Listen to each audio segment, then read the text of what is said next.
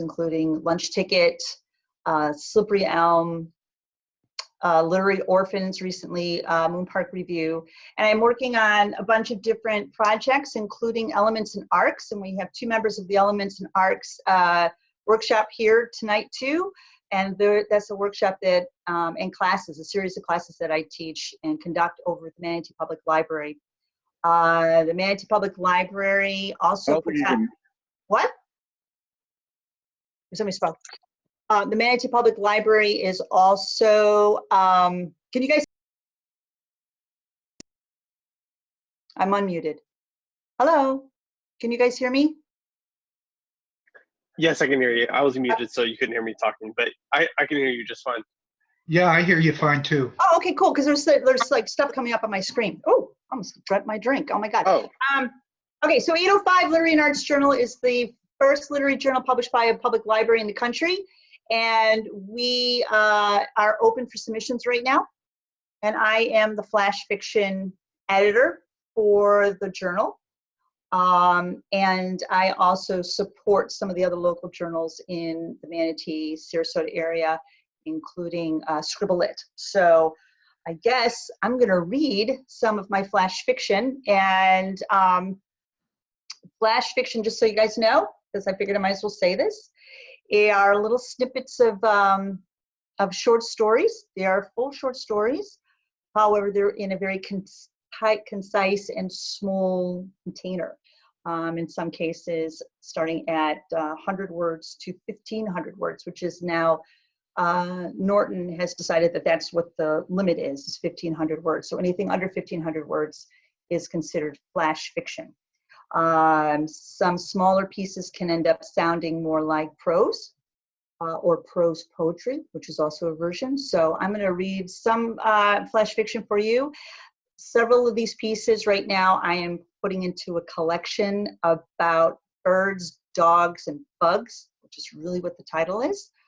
A lot of them are allegories or funny little stories about animals. So I figured that would be a nice little collection. So I'm not gonna be able to see you now because I'm gonna pull the screen up and I'm gonna read the first one.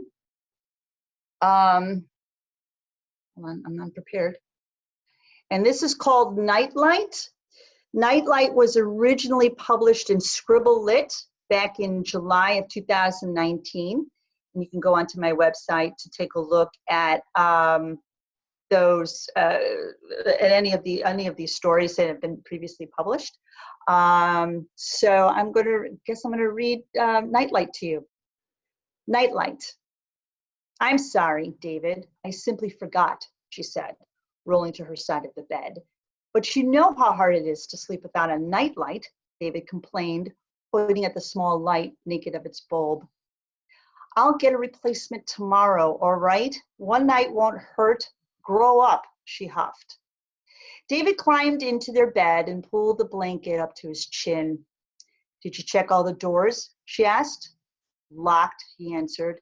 He leaned across the nightstand, but hesitated from turning off the lamp, casting the room into darkness. And that cat? She asked. Out. Good, she said. Now good night. Night, he replied, and switched off the light and nestled deep into the pillow, watching the view of the walls fade. It takes the flash of a second for a room to fully grow dark. He lied there, waiting, blinking his eyes to compensate for the darkness. He felt her shift and turn, her breathing quieted following that sound of a sleeping body. For that moment, he thought his worries, fears, and trepidations were for naught, part of the past, so long ago, so it was okay to fall asleep. It started, the lifting. In the darkness, he felt the tiny hairs begin to lift, all of them, on the back of his neck, chin, legs, and the tickly ones at the base of his spine. He felt them lift, the hair thickening, stretching his skin. Then there was the crunching, the cracking of bones as they contorted to accommodate the thickening. Cuticles flared and splintered, feathering apart, his back arched to the growing scale and the fur traveling across his belly. He tried to turn on his side, forcing sleep and ignore the thickening. It didn't work. It was underway. In the dark, no one could see his nails elongate as his fingers curled inward. Toes, too. Claws are never good with sheets, so he froze not to move and shred anything further. The bed began to shift and buckle under the weight. It felt so good. He stretched, pulling the discs apart along his spine, knowing he grew inches just by lying there in the dark. He suddenly had a taste for cat. Suddenly something stuck in his neck and shifted out of joint. He quickly cupped his chin with his claws and snapped it to the right, sending a pop echoing across the room. "Oh, for Pete's sake," she yelled, jumping from the bed. He listened, bending his ear to follow her footsteps through the darkness to the bathroom. The fluorescent light flipped on. She closed the door to a crack, sending a strip of light across the bottom of the bed and up the wall. "Is that better?" Within the shadow, he saw her prickly spine of quills flutter. He forgot how beautiful she was in the dark, huge, ancient, fierce. "David, I just want to sleep," she said. Her hind quarter glazed the shaft of light. Her hip instantaneously turned pink, smooth, tiny again. "Turn off the light," he growled. Instead, she opened the door further. She was exposed, turning naked, human, puny. "I'm tired," she said. "I'd say I have a headache." "But we don't get those," he growled. No, we don't," she sighed. "But just once, I want to sleep in the dark, no nightlight, to stretch out and not constantly monitor my skin. Please," she pleaded in the childish way she never lost in the century he knew her. "It's been decades." He nodded. The light went out. The bed heaved with her weight. She stole most of the blanket as she curled into a tight ball, quills extended, relaxed in the way their kind always slept. He sighed, "Good night, love." And he curled towards her, lost in the sharpness of talons, while avoiding the tips of quills to sleep. Okay, so that was Nightlight. I hope you guys liked that one. Again, it's short fiction, very small. And I actually did read this, Tiffany, at one of the open mics that you had here in Sarasota. So the next story I'm going to read, this is, okay, you go down, is a news story. This is something that I've been working on, and I introduced it to Writers in Paradise in January. So, but I've been tinkering with it. So this is the first time that this has actually been read totally in its new form. So I hope you guys like this. And it's called Harold's Place in the Apartment. He never liked feelings. He didn't like the way they felt. Even the easy ones, those expressive words that were first introduced in grade school, such as happy or sad. He didn't much like the taste of onions either. Maybe it was because of his mother. Her feelings were always one of annoyance. Little boys should be outside playing, not inside working on science fair projects, clicking away on the newest computer game, or staying home with a fever. Nor should young men ask for loans or advice. It was always too much for her to endure.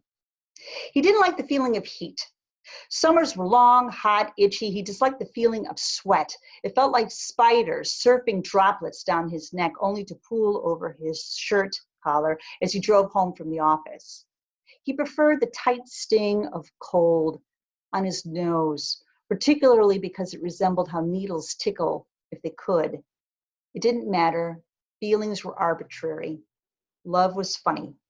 Avoidance, conceit, oblivion were much easier to maintain than perhaps desire, conviction, needfulness, all unproductive.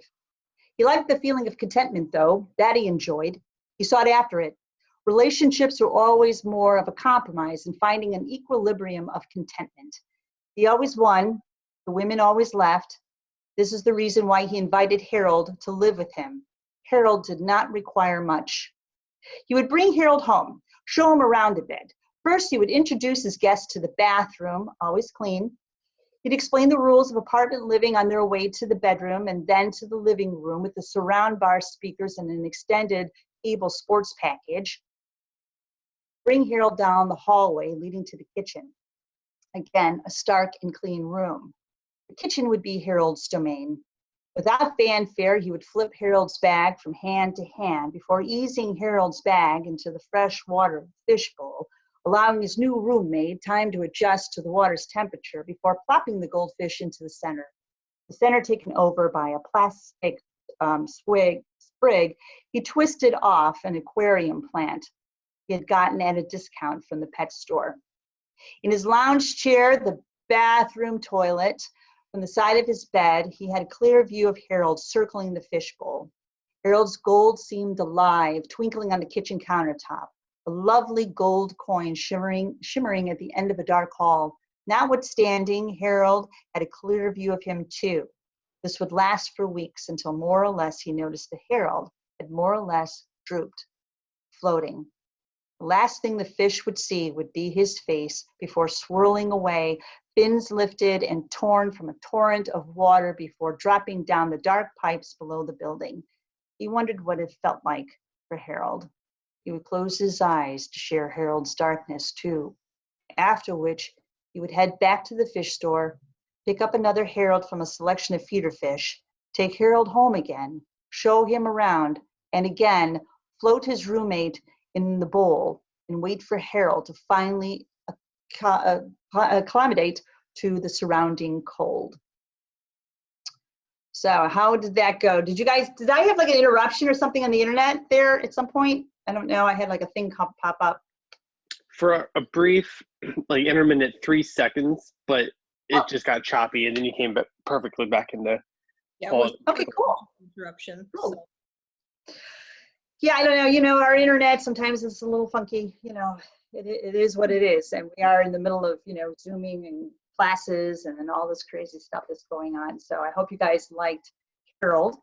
And like I said, I can't see you because I've got the I'm reading off the computer at the same time. So I just wanted to compliment and say I really like your use of similes, especially in the first story you shared. Oh, thank you. Thank you very much. Thank you. Absolutely. All right. Okay. So let's see. What do we got next? Okay. The next one is let me oh wait a minute, hold on. I lost my spot. Hold on. Okay. This next story is a story that was originally published in MoonPark Review. And they are a fantastic, wonderful online journal. It's run by two wonderful ladies who live in Indiana. And the artwork is done by one of the gals. And they both have two separate attitudes when it comes down to flash fiction. And if they both like a story, that's how the story gets printed. So I think that's kind of an interesting way of looking at it. So they read every submission, but they vote. And if they both like it, it wins, because one's more scientific and the other one's a little bit more artistic. So, and hold on, I'm gonna get a little sip of water here. Anyhow, this story was published last summer. And I hope you guys like it. Again, this is flash fiction, very small, very short. And it's called The Bug Who Liked Brubeck. Once there was a tricky little bug with a secret. He was so old, the scientists thought his species extinct. He didn't mind being the only one of his ilk crawling above the ground in the rain. He was hardly a special bug, black, round, stubby legs. Any passing bird would consider him a plump catch, even in the drizzle. But he was the type of bug that tasted bad because his smell was pungent, so they always flew over him. Frogs were tempted to eat his bulbous, beetle-like body, yet they estimated he tasted as bad as he smelled, especially when wet. Any good frog knows it takes a full evening for bad beetle breath to dissipate, so they simply hopped over him, landing in a puddle. Of course, when the scientists discovered the bug's existence, dozens gathered with their umbrellas, studying and snapping pictures and sharing notes, crouching over the poor thing as he strolled down the sidewalk in the rain. They thought he held the answer to at least one of the world's problems, like maybe the salvation to man's extinction, or the prospect of halting disease, hunger, blight, loneliness. However, the bug was alone. It was just him walking, ignoring the hype and the attention. When the scientists failed to discover his secret, they labeled the bug an anomaly to the laws of survival and left town to study the butterflies of Madagascar. No one really knew the old bug's secret or why he was the only one, until one day a curious little girl figured the secret out. She noticed that the bug was always wet. That must be it. But to be sure, she asked him why. He explained that he only ventured out on rainy days to take a long walk to clear his head. She asked him why he only took a walk on rainy days and why his head needed clearing. There was no secret. He explained the truth. There was a whole tribe of those stinky, foul-tasting bugs living it up underground where it was always dry. However, they liked rock music. He didn't like rock music. He preferred a more jazzy beat like Baker, Coltrane, and Brubeck. He hardly cared that his fellow bugs remained hidden underground, for the air was so refreshing outside, they didn't know what they were missing. On the other antenna, he didn't like the idea of being eaten by nasty birds or stinky frogs. Water made him smell bad, so the rain offered him a respite. Everyone needs a respite, right?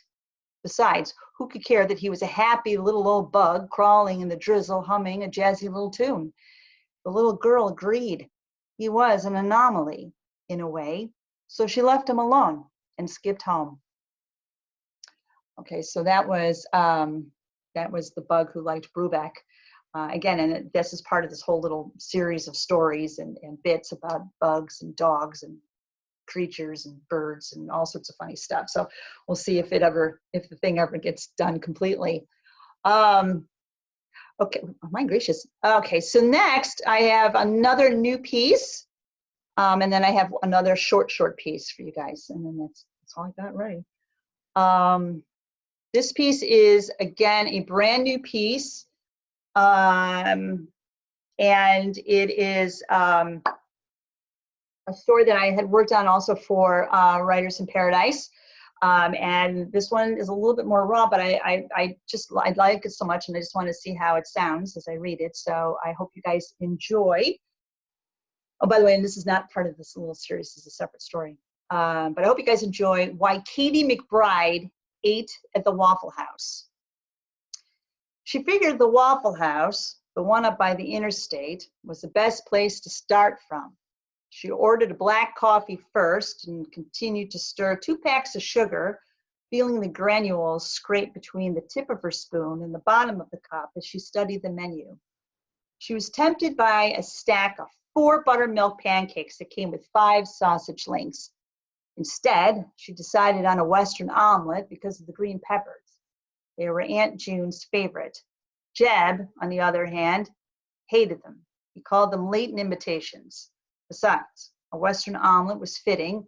Aunt June was a runaway too. Katie did order a side of sausage links because she liked them and the idea of drowning them in maple syrup. Unfortunately, the Waffle House's only offering was an imitation maple in small plastic tubs, again fitting.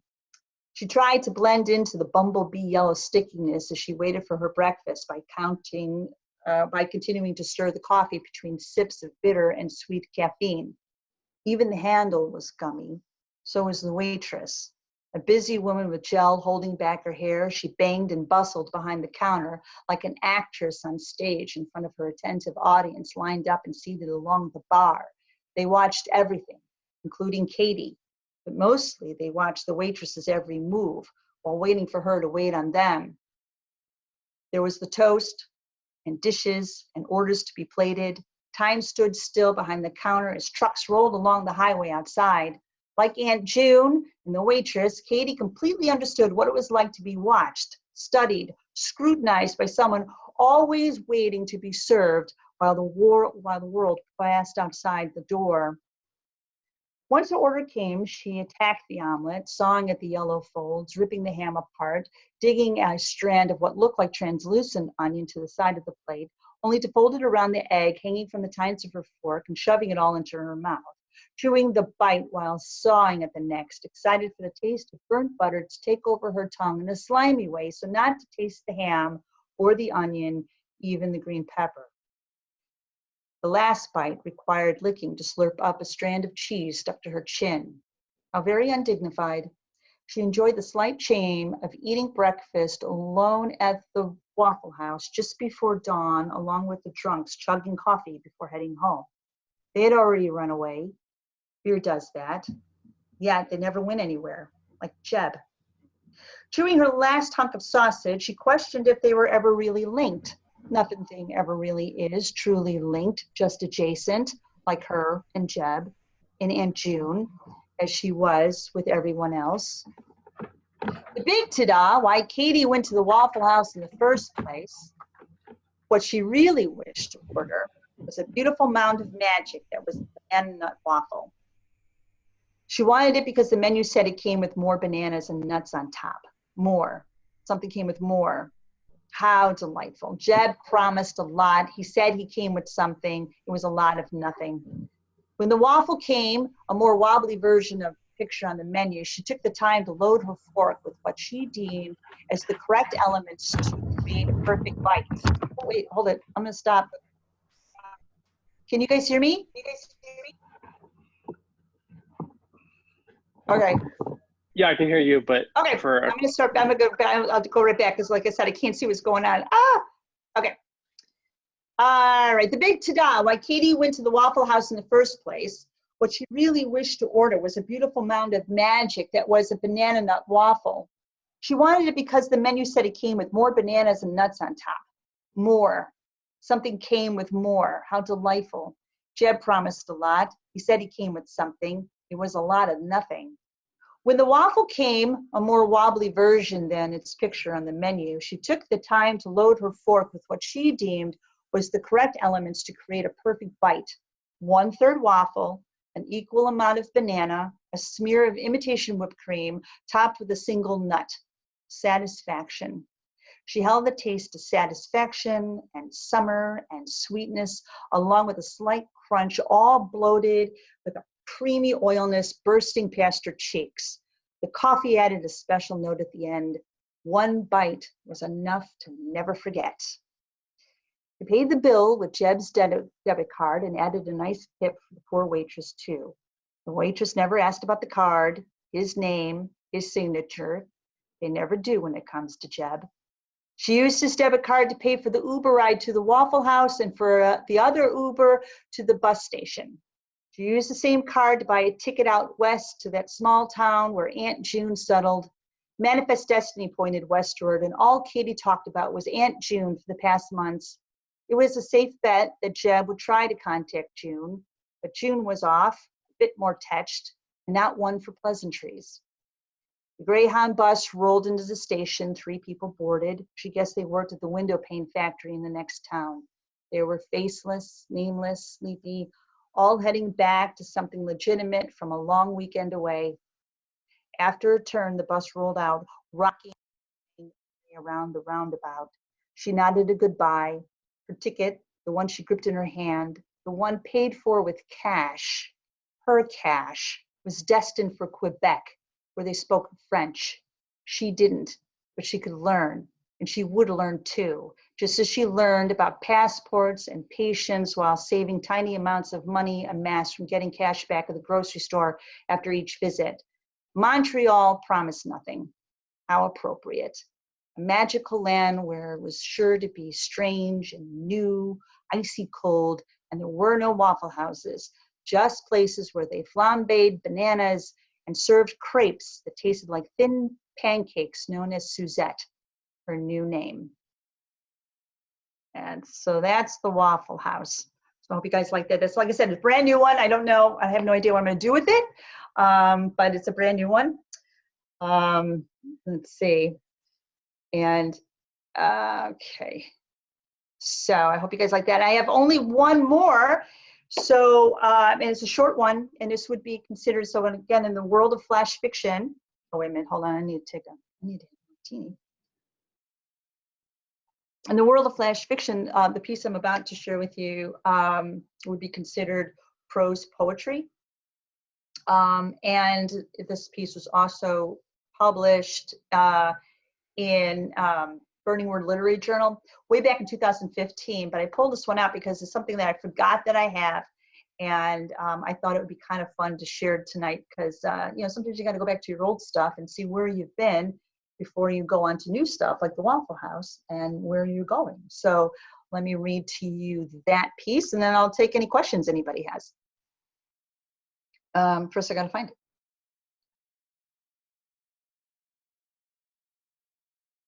Hold on. Okay. So again, this particular piece was published in Burning Word Literary Journal, issue 75, way back in July of 2015.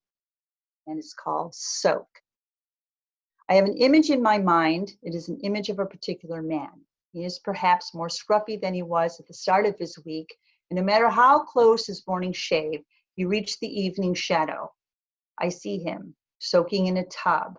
There are no candles burning, no bubbles, no salt crystals filling pastel jars tucked in the corner. I see the steam rising, clinging to the surrounding tiles. Everything about him shines, and so does he. Eyes closed, his hair drenched enough for droplets to drip off the ends and down his neck, shoulders peeking above the water's surface, waiting for their turn to soak after his knees finally give up cracks to the bath. His sighs cast ripples to his toes as the heft of his worries finally evaporate to the substance of his thoughts as he soaks. The gate of his imagination opens to an image of a woman. She is by far more tousled than she was at the start of her day. He sees her in a particular way. She leans against the bathroom door, arms folded, barefoot, smiling, with him on her mind. And that is that. I think there's 106 words total. So